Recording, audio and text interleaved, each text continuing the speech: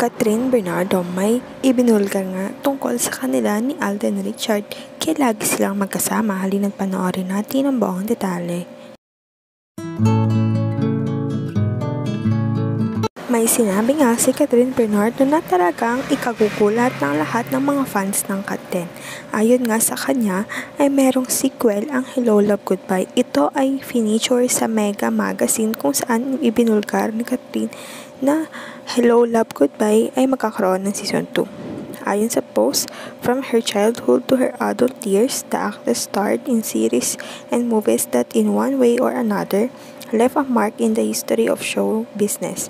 And in her first magazine feature back after her solo era comeback, the April 2024 cover star revealed that she is currently working on the sequel of a previous project.